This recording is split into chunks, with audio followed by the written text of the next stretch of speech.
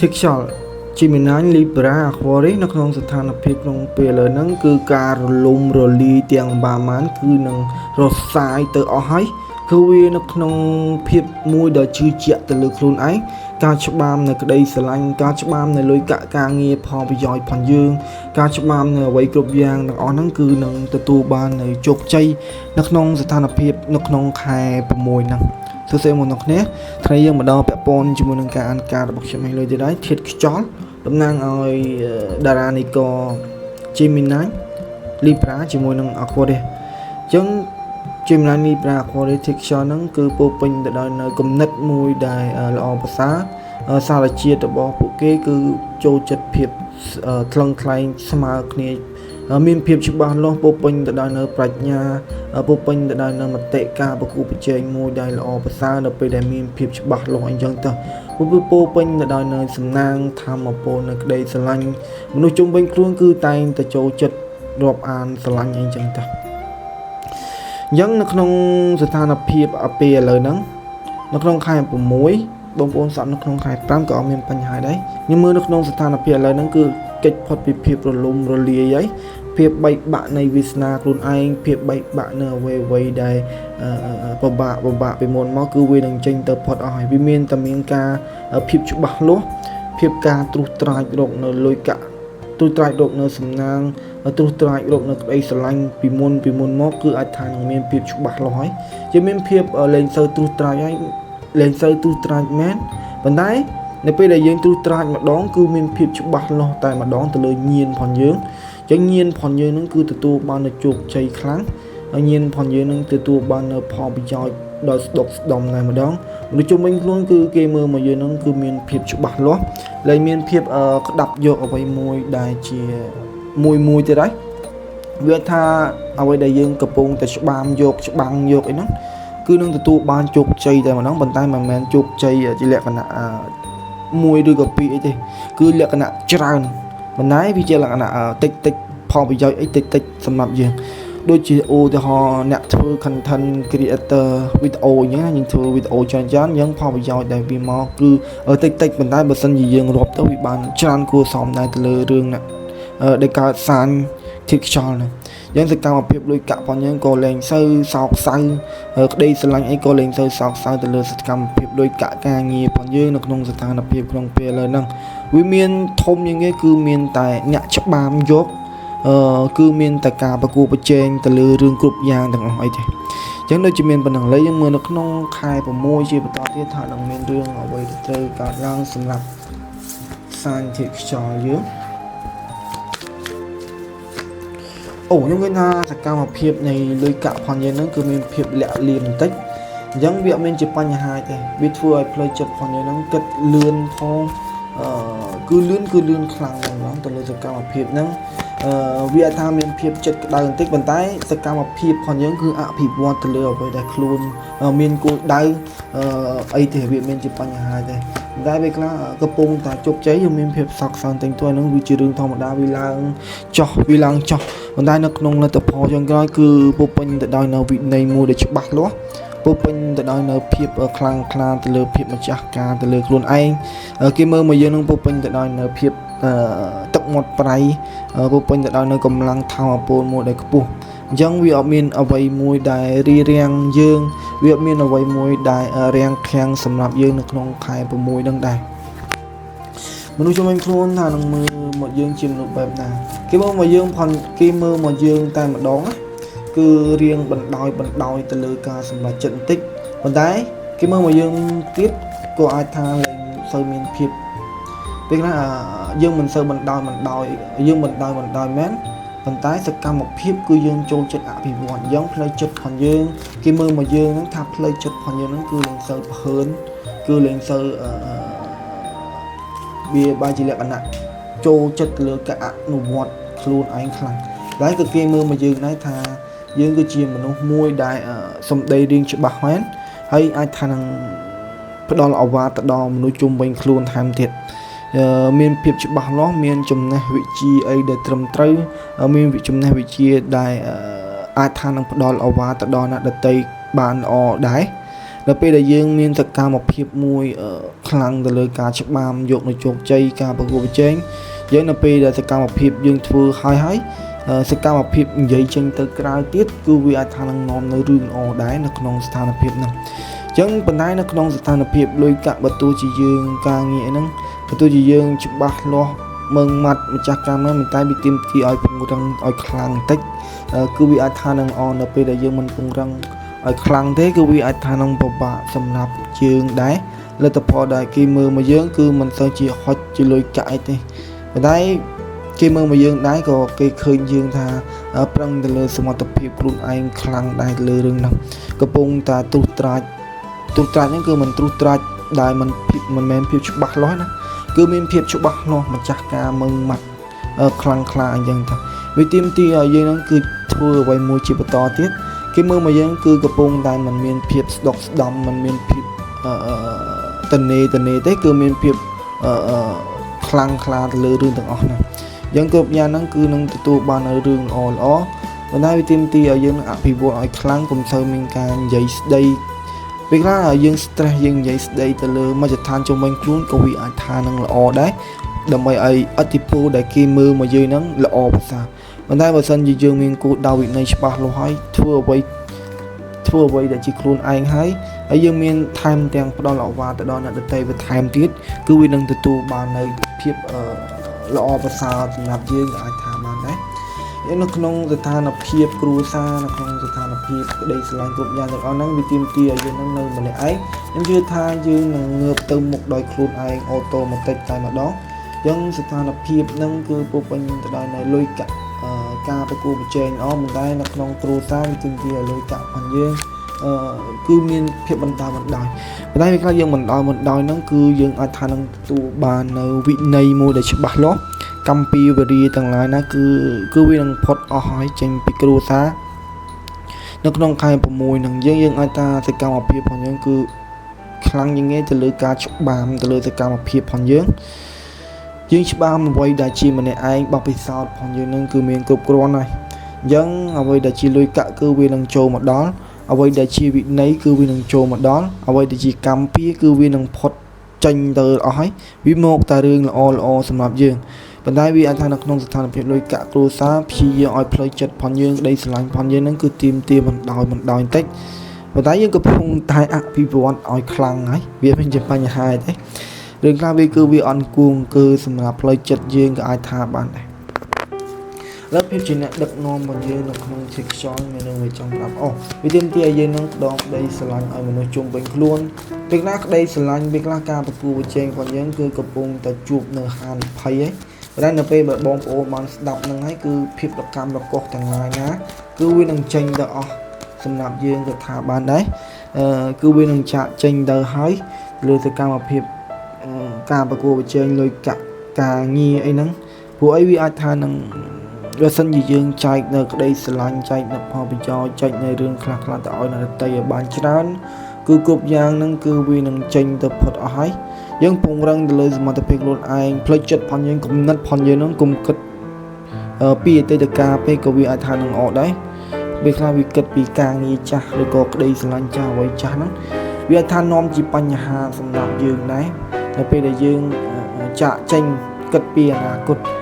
ទៅថ្ងៃមុខគឺធ្វើឲ្យភាពជាអ្នកដឹកនាំរបស់យើងគឺវាថានឹងអស់ឲ្យរៀនផ្ដោតក្តីស្រឡាញ់ឲ្យមនុស្សជុំវិញខ្លួនសម្ដែងផ្ដោតក្តីស្រឡាញ់គឺគ្រប់យ៉ាងភាពរកម្មរកុសភាពឆ្លោះទាស់តែងគ្នាភាព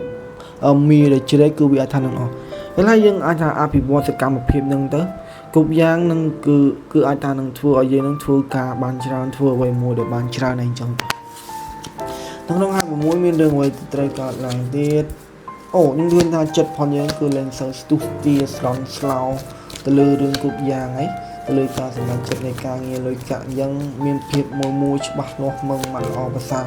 អញ្ចឹងការជួបជុំផឹកស៊ីមិត្តភ័ក្តិអីហ្នឹងក៏យើងអាចថានឹងរៀងផ្អាកដែរយើងផ្ដោតទៅលើតែសកម្មភាពផងយើងប៉ុន្តែពេលខ្លះយើងអាចថាបើសិនជាដើរលេងផឹកស៊ីគឺវារៀងអស់ច្រើនដែរសម្រាប់យើងនៅក្នុងការងារជាបន្តទៀតគេមើលមកយើងហ្នឹងគឺពុះពេញទៅដោយភាពរ៉ាប់រងខ្ពស់ទៅលើការប្រកួតប្រជែងនៃវាសនាខ្លួនឯងប៉ុន្តែផ្លូវចិត្តផងយើងហ្នឹង គឺគិតថាអ្នកនេះចំណែននេះអ្នកនោះចំណែននោះឬក៏បើមិនផ្លូវចិត្តផនយើងទេក៏ផ្លូវចិត្តផនគេដែរអញ្ចឹងផ្លូវចិត្តផនយើងឬក៏ផ្លូវចិត្តផនគេគឺវាកម្មពីអញ្ចឹងគឺវាហៅថានឹងនៅជុំវិញទិសយើងតែម្ដងដែលថាខ្លួនឯងហ្នឹងរៀនកាត់ចិត្តខ្លួនឯងបានល្អអត់ព្រោះអីតំណាងឲ្យការប្រកួតប្រជែងហ្នឹងគឺវាមានល្អផងវាមានអាក្រក់ផងអញ្ចឹងថាផ្លូវចិត្តផងយើងនឹងអាចថាពង្រឹងទៅលើខ្លួនឯងបានល្អដែរអត់បើសិនជាយើងពង្រឹងខ្លួនឯងបានល្អគឺវាអត់មានជាបញ្ហាទេទៅលើរឿងហ្នឹងគឺភាពជោគជ័យគឺវានឹងទទួលបានពេលខ្លះភាពជោគជ័យនៃលុយកាក់នៃការប្រកួតប្រជែងនៃចង់បានអ្វីមួយមិនថាស្នេហាមិនថាអីគឺវាទាមទារឲ្យមានចំណុចល្អហើយចំណុចអាក្រក់ទៅលើរឿងហ្នឹងអញ្ចឹងណាមិនថាផ្លូវចិត្តផងយើងមិនថាផ្លូវចិត្តផងគេគឺគេតែងតែមើលយើងហ្នឹងគឺផ្លូវខុសគ្នាទាំងអស់អញ្ចឹងតោះវាអត់មានអ្វីដែលសក្តិអត់មានអ្វីដែលយុត្តិធម៌ទេវាមានល្អផងវាមានអាក្រក់ខ្ពស់ខ្ទាបសខ្មៅវែងខ្លីគឺវាដើរទន្ទឹមគ្នាទៅលើរឿងហ្នឹងមានក៏ដូចជាមានមិនមានក៏ដូចជាមានយកមកស្ដាប់ទៅចង់គួតប៉ុន្តែយើងយកមកស្ដាប់ឲ្យច្បាស់តែម្ដងមានដូចជាមានគឺវាអត្តន័យគឺវាធំធេងចឹងការប្រកួតប្រជែងផងយើងហ្នឹងគឺអាចថានឹងល្អប្រសើរលើរឿងហ្នឹងแล้วមើលរឿងជាបន្តទៀតទៅលើស្ថានភាពដីស្រឡាញ់ស្នេហាអីហ្នឹងគឺយើងអាចថាមិនសូវជាចង់បានស្នេហាទេបើមិនជាអ្នកនៅលាវយើងមិនសូវជាចង់បានស្នេហាប៉ុន្តែផ្លូវចិត្តផងយើងគឺអាចថាដីស្រឡាញ់គ្រប់យ៉ាងទាំងអស់ហ្នឹងគឺអាចថានឹងមានស្នេហាស្មោះស្ម័គ្រទៅលើយើងអាចថាបានដែរទៅលើរឿងហ្នឹងអូមិនថាស្រីមិនថាប្រុសមិនថាអីហ្នឹងគឺគេមើលមកយើងហ្នឹងគឺចាស់ទុំល្អប្រសើរគឺមានភាពខ្លាំងក្លាទៅលើរឿងស្នេហាទៅលើរឿងទាំងអស់ហ្នឹងយ៉ាងគ្រប់យ៉ាងហ្នឹងគឺមានតែភាពស្មោះត្រង់ផ្លូវផងយើងកំពុងតែដើរហ្នឹងគឺមានចិត្តបង្កោយសម្រាប់យើងនៅពេលដែលយើងជឿជាក់ទៅលើខ្លួនឯងនៅពេលដែលយើងមិនពឹងផ្អែកទៅលើការបន់ស្រន់ទៅលើគំនិតផ្លូវចិត្តអីហ្នឹងអញ្ចឹងរឿងគ្រប់យ៉ាងនឹងល្អប្រសើរសម្រាប់យើងនៅពេលដែលយើងច្បាមយកនៅលុយកាក់ច្បាមឲ្យវាសនាផងយើងនឹងចម្រុងចម្រើនល្អចែកនៅក្តីស្រឡាញ់ឲ្យមនុស្សជុំវិញខ្លួនល្អស្នេហាហ្នឹងគឺគេស្មោះស្ម័គ្រតែម្ដងគេឃើញយើងថាមានភាពចាស់ទុំមានភាពល្អប្រសើរដោយមិនមានភាពក្បត់ពីគេថាបានយើងអាចថានៅពេលដែលយើងផ្ដល់អ្វីទៅដល់អ្នកដទៃគឺមានគេស្ដាប់គឺមានអីចឹងតាវាមិនអាចថាធ្វើឲ្យយើងនឹងមានផ្លូវចិត្តមួយបើទោះជារឿងវិជ្ជមានក៏ដោយគឺយើងអាចថានឹងទទួលបានល្អដែរគ្រប់យ៉ាងនៃក្តីស្រឡាញ់គឺវានឹងល្អប្រសើរសម្រាប់តារានិករធាតុខ្យល់ណាGemini Libra ជាមួយនឹង Aquarius អញ្ចឹងរឿងគ្រប់យ៉ាងគឺ perfect តែម្ដងនៅក្នុងខែ6ហ្នឹងនៃការប្រកួតប្រជែងនេះអីអញ្ចឹងតាឥឡូវយើងទៅមើលផ្លូវចិត្តផងយើងជាបន្តនៅក្នុងខែ6នេះមានដូចទៅជុំមានការខ្វះតំណែងតំណងនៃលុយកាក់បន្តិចទៅលើផ្លូវចិត្តផងយើងក៏មានភាពអោបកសោបទៅលើលុយកាក់គឺយើងអាចថាផ្លូវចិត្តផងយើងហ្នឹងគឺខ្ជិលបន្តិចអាចថាមកណាបើទោះជាកម្មពីវេរាទាំងឡាយណាវាកម្ពុជាវិរិយទាំងឡាយណាវាចេញផុតមែនបណ្ដាយើងអាចថានឹងធ្វើហៃដែរពេលខ្លះការប្រកួតប្រជែងការវាមិនបានជោគជ័យសម្រាប់យើងអាចថាធ្វើការខ្ជិលយកអូនទិញទួចដើម្បីប្រមូលនៅធម្មពលផងយើងក៏វាល្អដែរយើងតែហាត់ប្រាណហាត់កីឡាហាត់អីក៏វាអាចថានឹងល្អដែរព្រោះផ្លូវចិត្តផងយើងហ្នឹងគឺមានភាពស្ងប់ស្ងាត់គឺមានភាពចាស់ទុំម្ចាស់កាយរួមទាំងក្តីស្រឡាញ់មនុស្សជុំវិញខ្លួនគឺអាចថានឹងល្អទៀតរឿងគ្រប់យ៉ាងគឺនឹង perfect ប៉ុន្តែផ្លូវចិត្តផងយើងហ្នឹងគឺគិតមិនមានឱកាសទៅលើការប្រកួតប្រជែងគិតសូនសាញនៃលុយកាក់អោបក៏សោបទៅលើលុយកាក់ប៉ុន្តែនៅពេលដែលយើងផ្លូវចិត្តផងយើងហ្នឹងវាមិនមែនសម្ពាធมันមានឱកាសដែលមិនជឿជាក់ទៅលើខ្លួនឯងផ្លូវចិត្តផងយើងណាគឺវាអាចថានឹងធ្វើឲ្យយើងនឹងខ្ជិលខ្លាំងមិនចង់ចាប់យកនៅក្តីស្រឡាញ់អ្វីទាំងអស់បើទោះជាផុតកម្មពីវេរាដែលចូលមកក៏ដោយប៉ុន្តែនៅពេលដែលយើងខ្ជិលឬក៏មិនខ្ជិលធម្មពលគ្រប់យ៉ាងនៃផ្លូវចិត្តផងយើងហ្នឹងគឺជំរុញឲ្យយើងនឹងល្អវាខុសតាតែកម្មវិធីនៅពេលដែលយើងអភិវឌ្ឍវាបានផលប្រយោជន៍ទៅណានៅពេលដែលយើងអត់អភិវឌ្ឍវាបានអត់បានផលប្រយោជន៍ទៅណាអញ្ចឹងវាមានតែប៉ុណ្្នឹងអ្នកខ្លះអាចថាមិនអនុវត្តមិនបានផលប្រយោជន៍មានកតកម្មពីមានវេរាមានអីទៀតតែផ្លូវចិត្តផងយើងហ្នឹងពីផុតកម្មពីទាំងអស់ហើយទៅលើធាតុខ្យល់ហ្នឹង ឥឡូវទៅមើលកិត្តិយសផងយើងថានឹងមានអ្វីដែលត្រូវចូលមកសម្រាប់ខែ6ណាពេលនៅក្នុងគ្រួសារវិទាមទីឲ្យយើងនឹងតម្លាក់ទុកចោលខ្លះទៅលើសកម្មភាពផងយើងជឿថាយើងមិនសូវជាមានគ្រឹះរឹងមាំនៅក្នុងគ្រួសារទេប៉ុន្តែកិត្តិយសផងយើងលុយកាក់ផងយើងអីហ្នឹងគឺអាចថានឹងមានការចំណាយច្រើនដែរទៅលើរឿងហ្នឹងក្តីស្រឡាញ់ក៏វាអាចថាមានភាពច្បាស់លាស់ប៉ុន្តែវាមាន6ពង្រើយកន្តើយសម្រាប់យើងសម្រាប់ការប្រកួតប្រជែងសម្រាប់ផ្ដោតក្តីស្រឡាញ់ឲ្យគ្រួសារសម្រាប់អីហ្នឹងគឺវាមានច្រើនបែបច្រើនទម្រង់អីចឹងទៅប៉ុន្តែខ្ញុំជឿថាញៀនផងយើងគឺដឹងច្បាស់គ្រប់យ៉ាងទាំងអស់ពេលខ្លះយើងមិនចង់បកស្រាយយើងមិនចង់និយាយអីច្រើនយើងផ្ដោតទៅលើតការសកម្មភាពអភិវឌ្ឍរបស់យើងខ្លួនឯងខ្ញុំជឿថាញៀនទី6ផងយើងដឹងច្បាស់ហើយពេលខ្លះរឿងវិជ្ជមានខ្លះវាអាចថានឹងយើងយល់ពីស្ថានភាពកិត្តិយសផងយើងយល់អ្វីគ្រប់យ៉ាងទាំងអស់ប៉ុន្តែពេលខ្លះវាស្ងាត់ពេកក៏វាអាចថានឹងពិបាកដែរនៅក្នុងកិត្តិយសហ្នឹងគឺជាលក្ខណៈមនុស្សដែលគ្រួសារដែលមានភាពធូរធារអីធម្មតាអីចឹងណាប៉ុន្តែខ្លួនឯងហ្នឹងគឺមិនត្រូវជាមានគ្រឹះរឹងមាំអីចឹងទៅអ្នកខ្លះអាចថានឹងបើសិនជារៀនបបពិសោធន៍ពីគ្រួសារគឺវាអាចថានឹងឬក៏គោរពគ្រួសារឬក៏ធ្វើបុណ្យដាក់ទានឬក៏មានការគោរពពីបុព្វបុរសជំនាន់មុនអ្នកខ្លះមានគ្រូសំណុំគ្រូសង្វារគោរពឲ្យបានល្អទៅគឺវាអាចថានឹងបង្កើតនៅធម៌ពលកិត្តិយសញៀនផងយើងបានល្អក៏អាចថាបានដែរជាតិខ្យល់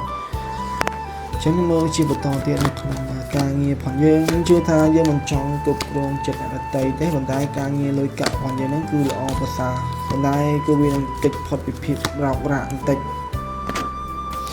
យើងនៅតែនៅក្នុងការងារយើងនៅតែអោបប្រសោបយើងផលផងយើងដាំគឺវាមិនទៅជាបានដូចចិត្តប៉ុន្តែប្រយ័ត្នប្រយែងទៅលើការអាត្មានិយមពេលខ្លះយើងផ្ដោតដីស្រឡាញ់ឲ្យគេទៅក្នុងស្ថាប័នការងារប៉ុន្តែចង់បាននៅផលប្រយោជន៍គេគឺវាពិបាកប៉ុន្តែអ្នកខ្លះទៀតគឺអាចថានឹងយកនៅក្នុងស្ថានភាពការងារតែម្ដងនៅពេលដែលយើងមិនចង់គ្រប់គ្រងចិត្តអ្នកដទៃវាបែរទៅជាអ្នកដទៃនឹងចង់ចំណែនឈ្នានេះចង់ជន់យើងតែម្ដងក៏អាចថាបានដែររួមផ្សំយើងនឹងកំពុងតែសោកសៅទៅលើលុយកាក់យើងខំប្រឹងតែមិនខំប្រឹងបកស្រាយទៅលើបញ្ហា stress អាហ្នឹងក៏វាអាចថាជារឿងពិបាកដែរពេលខ្លះឧទាហរណ៍យើងទៅធ្វើការឲ្យគេមេការហ្នឹងគេដាក់សម្ពាធឲ្យយើងខ្លាំងប៉ុន្តែមេការហ្នឹងគឺជាមនុស្សមួយដែលអាត្មានិយមដែលបានតែសម្ដីដែលបានតែជន់ឈ្លាននេះយើងអញ្ចឹងណាអញ្ចឹងមេការហ្នឹងទីតែងតែដាក់សម្ពាធផងមកយើងរហូតប៉ុន្តែយើងនៅតែស៊ូទ្រាំរងនៅសម្ពាធហ្នឹងមិនមានការបកស្រាយអាហ្នឹងគឺយើងត្រូវប្រយ័ត្នប្រយែងព្រោះអីនៅពេលដែលយើងមិនចង់គ្រប់គ្រងអ្នកដទៃมันមានវិន័យដែលតបតទៅវិញដើម្បីសុខសន្តិភាពទាំងអស់គ្នាអាហ្នឹងគឺវាពិបាកសម្រាប់យើងអញ្ចឹងណាធ្វើម៉េចកុំឲ្យគេជន់ឈ្លីយើងនៅក្នុងស្ថាប័នការងារគឺវាអាចថានឹងល្អប្រសើរពេលខ្លះគេចង់លៀបពណ៌ផងយើងពេលខ្លះមិនស្រួលគេយើងធ្វើការឲ្យគេហើយគេបោកលុយយើងយកទៅទៀតក៏អាចថាបានដែរគឺវាអាចថានឹងទទួលបាននូវភាពអាត្មានិយមទៅលើមជ្ឈដ្ឋានមនុស្សជុំវិញខ្លួនប៉ុន្តែបើសិនជាគេមកធ្វើសកម្មភាពអញ្ចឹងយើងអាចថានឹងមានត្រៀមចិត្តមួយដែលល្អគឺវាអាចថាខ្ញុំឮថាចុងខែ6ហ្នឹងអញ្ចឹងតារានគរធាគខ្យល់គឺត្រូវប្រយ័ត្នប្រយែងវាមានជាបញ្ហាខ្ញុំជឿថាបបពិសោធន៍ផងយើងគឺស្ថិតលើញៀនផងយើងល្អប្រសើរពេលខ្លះការដើរហើរផងយើងចាយលុយចាយវាច្រើនគេមើលមិនថាស្ថាប័នការងារក៏គេមើលមកយើងនឹងចង់បានផលប្រយោជន៍ចង់ឆ្លៀននេះគេចង់អីក៏ដែរប៉ុន្តែវាផ្ដោតធំយ៉ាងនេះទៅលើការងារទៅលើអីចឹងទៅលើលុយកាក់ទៅលើអីចឹងណាឥឡូវយើងមើលសំណាងផងយើងតារានគរធាគខ្យល់អូសំណាងផងយើងចេញពីស្នេហាចេញពីអីហ្នឹងគឺត្រូវប្រយ័ត្នប្រយែងបន្តិចស្នេហាចង់បានផលប្រយោជន៍ខ្លាំងអីយ៉ាងទៅទីមទីឲ្យយើងហ្នឹងត្រូវតែកាត់ឲ្យដាច់ទៅលើសំណាងអ្វីមួយមិនថាស្ថានភាពជាអ្នកដឹកនាំមិនថាស្ថានភាពស្នេហាមិនថាស្ថានភាពគ្រួសាររឿងគ្រប់យ៉ាងទាំងអស់ហ្នឹងត្រូវតែកាត់ឲ្យដាច់មួយគឺវានឹងល្អរឿងខ្លះគឺអាចថានឹងមានភាពរាំងខាំង ដែលរឿងខ្លះបើសិនជាវារុញឲ្យសម្ពាធយើងជ្រុលវិញយើងធ្វើភាពអាត្មានិយមនឹងបានវាអត់មានជាបញ្ហាទេយើងមានភាពរីរែកចិត្តទៅលើរឿងក្នុងស្ថានភាពសំណាងដែលវារត់ចូលមកសម្រាប់យើងអញ្ចឹងណានៅក្នុងចុងខែហ្នឹងយើងវាត្រូវទៀមទាធ្វើម៉េចទៅលើសកម្មភាពរបស់យើងកាត់ដាច់แล้วបើសិនជាយើងមើលនៅក្នុងក្តីស្រឡាញ់គឺវានឹងមានការចាប់ផ្ដើមសាថ្មីគឺវាបណ្ដាលផ្លូវចិត្តផងយើងក្តីស្រឡាញ់ផងយើងគឺនឹងថឹងល្អគឺមិនរំគោះរំគឺទៅណាទេគឺមិនចាក់ចេញទៅណាគឺវាអាចថានឹងទទួលបានពរជ័យរឿងគ្រប់យ៉ាងដែលវាពងរៀនរបស់យើងហ្នឹងគឺភាពរះចែងចាំងភាពដែលមនុស្សជុំវិញខ្លួនស្រឡាញ់ច្រើនពេកអញ្ចឹងយើងអាចថានឹងដកខ្លួនទៅលទ្ធផលដែលបញ្ចប់ហ្នឹងណាអញ្ចឹងយើងអាចថានឹងមានភាពល្បីល្បាញដែរទៅលើក្តីស្រឡាញ់គ្រប់យ៉ាងដែលមនុស្សជុំវិញខ្លួនមិនថាបញ្ហាលុយកាក់ការងារយើងមានភាពលេចធ្លោអញ្ចឹងដល់ពេលដែលចុងខែយើងជួបនឹងអស់ហើយយើងនឹងលែងទៅមានភាពលេចធ្លោហើយយើងធ្វើអ្វីដែលជាសមត្ថភាពខ្លួនឯងគឺវាអាចថានឹងល្អគឺវានឹងអាចថានឹងជប់ជាលុយកាក់សម្រាប់យើងចិត្តផងយើងក្តីស្រឡាញ់ផងយើងនឹងចាប់ផ្ដើមអ្វីមួយដែលថ្មីសម្រាប់ដល់អានិកធាតុខ្យល់ហ្នឹងក៏អាចថាបានដែរឥឡូវយើងសរុបពាក់ព័ន្ធជាមួយពីថ្ងៃទី1ដល់ថ្ងៃទី10ជាខ្យល់ដល់ណាអាចថាស្ដាប់នៅចុងខែនិយាយពីថ្ងៃទី1ដល់ថ្ងៃទី10ក៏អាចថាត្រូវដែរវាមានជាបញ្ហាអីទេហ្នឹងគាត់ថាយើងគួរសម្រាប់សរុបមតិនៃការទាំងអស់ហ្នឹងណាយើងនៅក្នុងពីថ្ងៃទី1ដល់ថ្ងៃទី10ឬក៏បងប្អូនមើលពីខែ5ចុងខែ5ក៏អត់មានបញ្ហាអីដែរថ្ងៃទី1ដល់ថ្ងៃទី10គឺការប្រគួតប្រជែងរបស់យើងគឺខ្លាំងពុពេញទៅដល់នៅរឿងខ្លាំងតែម្ដងមានភាពច្បាស់លាស់ម្ចាស់ការមានអាចថាផ្ដល់ឱវាទទៅដល់អ្នកដតីបានល្អប្រសើរក៏អាចថាបានដែរយើងកម្មពីគ្រប់យ៉ាងទាំងអស់ហ្នឹងគឺវានឹងរសាយទៅអស់ចេញពីក្នុងស្ថានភាពពេលឥឡូវហ្នឹងទៅក៏អាចថាបានដែរយើងកម្មពីដែលធ្លាប់ដេកយប់ជ្រៅមានដែលគ្មានវិន័យអីវាប្រហែលជាមានវិន័យមកវិញសម្រាប់យើងក៏អាចថាបានដែរ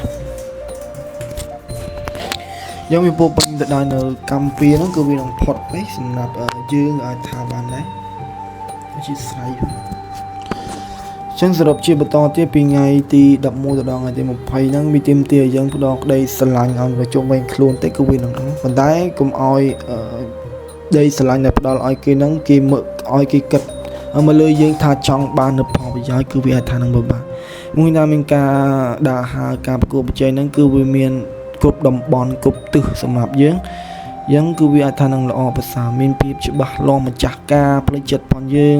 ក្តីស្រឡាញ់ផងយើងគឺមានភាពបបិសោគ្រប់គ្រាន់សម្រាប់យើងក៏អាចថាបានដែរ